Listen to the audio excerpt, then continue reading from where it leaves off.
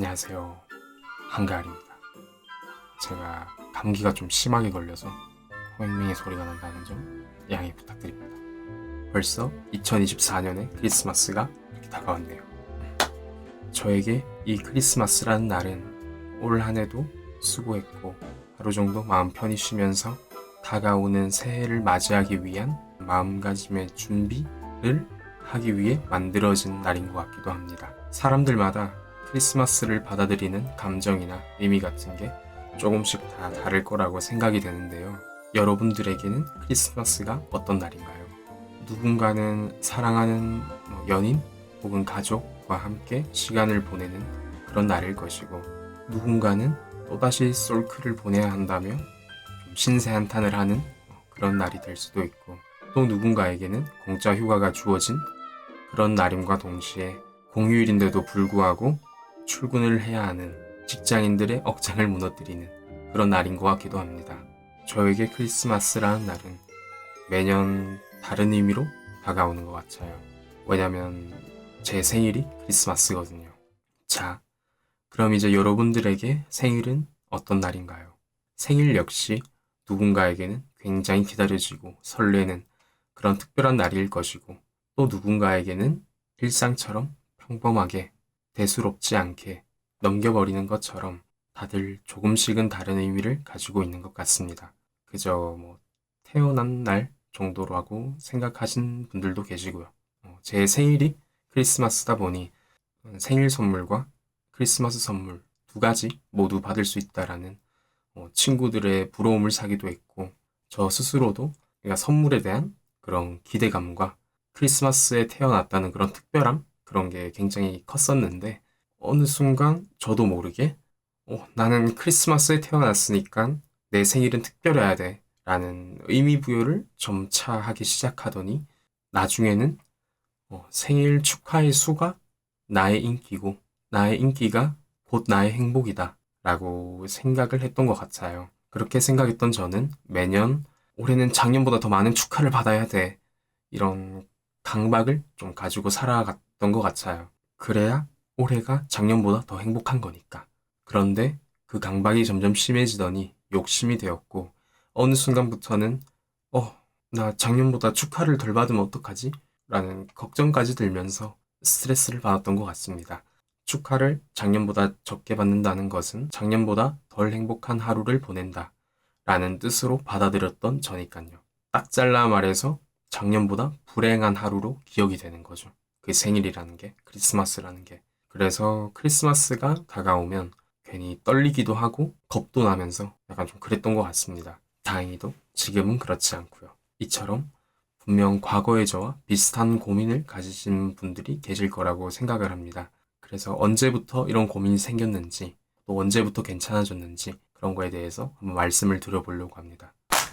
사실 언제부터 생일이 다가오는 게 두려웠는지 무서웠는지 정확하게 기억은 나지 않지만, 느낌상 중학생 때쯤 때부터 였던 것 같아요.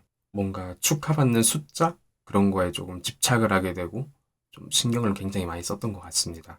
제가 중학생 때부터 스마트폰의 수요와 공급이 굉장히 활발하게 진행되면서 미니홈피, 카카오스토리, 페이스북, 인스타그램 이런 SNS, 소셜미디어에 가을아 생일 축하해 이런 글들을 남기고 하는 게 좀 한때 유행이었었고, 그런 거에 또 괜히 뿌듯함 같은 걸 또 느끼기도 했었고, 제가 미니홈피를 할 때만 해도 가을아 생일 축하해라는 그런 글, 댓글 같은 거죠. 그런 게 20명에서 30명 정도였다고 하면, 나중에 되니 카스, 페북, 인스타그램 이제 가장 많았던 해의 축하의 숫자는 250명 그 이상 정도의 축하의 글을 받았던 것 같습니다. 전화나 카톡으로 가을아 생일 축하해 라고 연락이 와도 페북에도 글 써줄 거지? 이렇게 약간 눈치를 줬던 것 같기도 하고, 마치 나 친구 이만큼 많아 약간 이런 거를 자랑하고 싶었던 것 같기도 해요. 그때는 또 시각적으로 이렇게 딱 수치가 나타나니까. 지금은 아무런 SNS도 하고 있지 않지만 그때는 참 저도 어렸던 것 같습니다. 말씀을 드리면서도 굉장히 부끄럽네요. 그런 상황이 어쩌다가 발생이 됐을까? 여기에 대해서 한번 생각을 해봤는데, 중학생이 되면서 갑자기 중2병이 돌아 과시를 하고 싶었던 것일까? 천천히 생각을 해보니 초등학교 5학년? 그때가 시작이었지 않나 싶기는 해요. 왜냐면 그때의 생일이 명확하게 기억이 나거든요. 좋은 기억으로 기억이 나는데, 원래는 그 당시 정말 친했던 친구 2명 정도와 소소하게, 좀 작게 집에서 파티하고 할 생각이었는데, 이게 뭐 어떻게 된 건지 제가 다니던 학교에 소문이 나면서, 야, 가을이 뭐 크리스마스에 생일이래. 야, 생일 뭐 축하하러 가자. 이렇게 된 거죠. 뭐 요즘 초등학생들은 어떤지 잘 모르겠는데, 예전에 저희 때는 정말 막 뭐라 해야 되지? 그냥 친구 집도 서스럼 없이 막 놀러 가고 아무튼 그런 엄청 정이 많았죠. 야, 가을이 생일이래. 야, 가을이 야, 뭐 이렇게 소문이 난 거예요. 소문이 났는데 그러면서 집에서 작게 파티를 할 거를 생일 당일이 되니 거의 한 30명 좀 넘게 약 30명 정도라는 인원이 제 생일을 축하해주고 싶다고 이렇게 모이게 된 거죠. 그래서 이제 집에서 파티할 거를 그 BHC였나? 무슨 어떤 치킨집 막 대관까지 해가면서 생일 파티도 하고 뭐 그랬던 기억이 납니다. 아무튼 그러면서 이제 그 당시 저는 딱 그런 생각을 했던 것 같아요. 오, 나랑 친하게 지내고 싶어 하는 친구들이 이렇게나 많구나. 왜냐면 제가 다녔던 학교가 조금 좀 인원수가 적었어서 거의 3분의 1? 딱 그러니까 저희 학년 5학년 3분의 1이 정말 다 와준 거였거든요. 아무튼 그때 저는 이제 나랑 친하게 지내고 싶어 하는 친구들이 이렇게 많구나 라고 생각을 했고 약간 그때부터 좀 숫자에 생일 축하를 받을 때 그런 숫자에 조금 집착을 했던 것 같아요. 근데 이전 영상에서도 말씀드렸던 것처럼 친구의 숫자에는 정말 큰 의미가 없다라는 것을 깨달았고 생일이라고 크리스마스라고 꼭 무언가를 해야 할, 꼭 연애를 해야 되는 것도 아니고 생일이라고 뭐 친구들과 술판을 벌여야 되는 게 아닌 것처럼 연애를 딱히 하고 싶지 않은 그런 시기인데 그런 분위기에 휩쓸려서 연애를 할 필요가 없고 속 다 버려가면서까지 뭐 과음을 할 필요가 없다라는 생각이 들었다는 거죠. 내가 가장 좋아하는 게 뭐지? 나다운 게 뭐지? 고민 후 그냥 나답게 그냥 생일을 보내면 되는 것이고 또 나답게 했을 때 그런 행복이 다가오는 게 조금 다르기 때문에 그런 걸 한번 느끼면서 그냥 저는 제 크리스마스이자 생일을 나답게 보내면 되겠다라고 어느 순간 생각을 했던 것 같아요. 오늘은 유튜브 촬영 끝내고 영화 보면서 와인 한 잔 마시려고 합니다. 코지하게. 그런데 그럼 이제 나다움은 그럼 어떻게 찾죠? 라는 의문이 생기실 수도 있는데 저의 답은 다른 사람과 비교를 우선 멈추어라 라고 답변을 드릴 수 있을 것 같습니다. 타인과 비교하는 그런 삶을 조금 멈추다 보니까 내가 무엇에 행복함을 느끼고 내가 무엇을 사랑하는지 좋아하는지 그런 거에 대해서 명확하게 알 수 있게 되더라고요. 생일 혹은 뭐 특별한 기념일 때 누구는 사랑하는 연인과 5성급 고급 호텔을, 누구는 값비싼 선물, 누구는 굉장히 많은 축하를, 이처럼 다른 이들이 무엇을 했을 때 또 뭔가 멋있어 보이고 또 화려한 삶, 그런 비교를 그만두다 보니까 내가 그들을 따라 할지언정 정작 나는 행복하지 않을 수도 있다라는 생각을 하게 된 거죠. 저에게 행복함이란 무엇인지 깨달았고 동시에 뭔가 생일에 대한 부담감, 걱정, 스트레스 그런 게 아무튼 싹 없어지더라고요. 제가 어렸을 때 생각했던 행복은 정말 진실된 행복이 아니었구나. 그냥 보여주기식의 가짜 행복이었구나. 그런 생각을 많이 했었어요. 친구 많은 척, 인기 많은 척, 뭐 돈 많은 척, 제가 뭐라도 되는 것 마냥 이런 가짜 행복들은 나 더 큰 행복을 가져야 해 라면서 제 스스로를 갉아먹고 있었는데 어렸을 때의 저는 이런 참된 행복이 무엇인지 잘 몰랐던 것 같습니다. 반면에 지금은 가족과 아니면 뭐 정말 친한 친구와 뭐 식사 한 끼 하고 뭐 케이크 먹고 이것만 해도 정말 행복하고 즐거울 수가 있는데 그냥 올해도 큰일 없이 잘 지나갔다.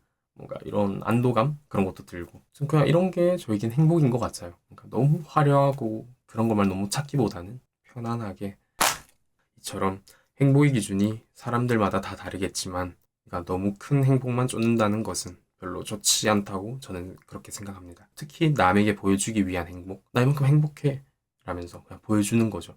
뭐 예를 들면 많죠. 돈을 쓴다든지 쇼핑을 한다든지. 근데 뭐 물론 그분들의 자유긴 하지만 정말 내가 행복한가를 먼저 따져봐야 될 것 같고 남들에게 보여주기 위해서 내가 이거 행복한 척을 하고 있는 건지 내가 정말 행복한 건지 한번 잘 생각해 보는 게 정말 좋은 것 같습니다. 그리고 그런 너무 큰 행복들만 쫓지 말라는 것 중에 하나도 분명 내 주위에는 끊임없이 작고 소소한 그런 행복들도 계속 꾸준히 존재하고 발생하는데, 그런 큰 행복만 행복이라고 생각을 하게 되면 옆에 있는 것들은 너무 당연시하게 여겨지고, 그걸 당연시 여기다 보면 무뎌지고 또 무뎌져서 나 더 큰 행복을 가져야 해 라는 생각을 가지게 되지 않을까요? 그러면 삶을 살면서 행복할 수 있는 날이 얼마나 되겠습니까? 그럼 좀 슬프잖아요. 조금은 마음을 편히 내려놓고 살아가는 게 좋을 때도 있는 것 같습니다.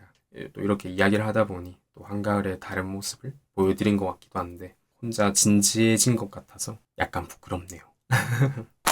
이런 행복에 관한 그런 또 좋은 구절이 있어서 오늘도 한번 글을 가지고 와봤습니다. 책 제목은 당신에게 분명 좋은 일만 생길 거예요 라는 책이고, 행복에 관한 진실들. 행복은 무조건 크지 않다.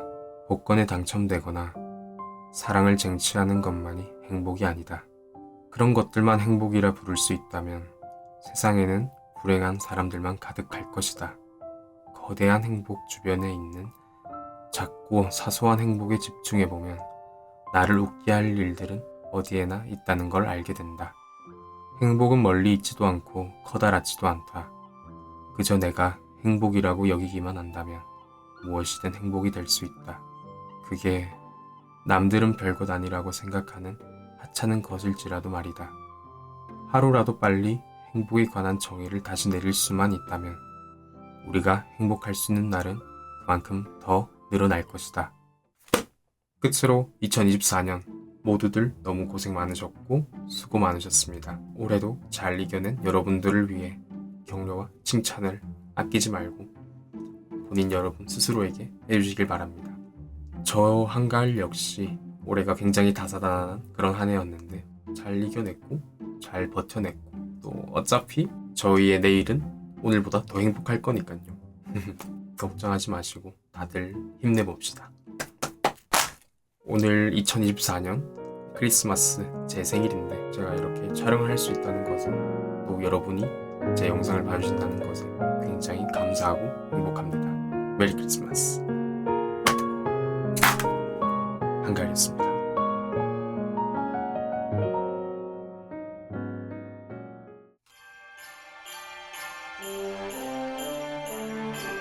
뭐야?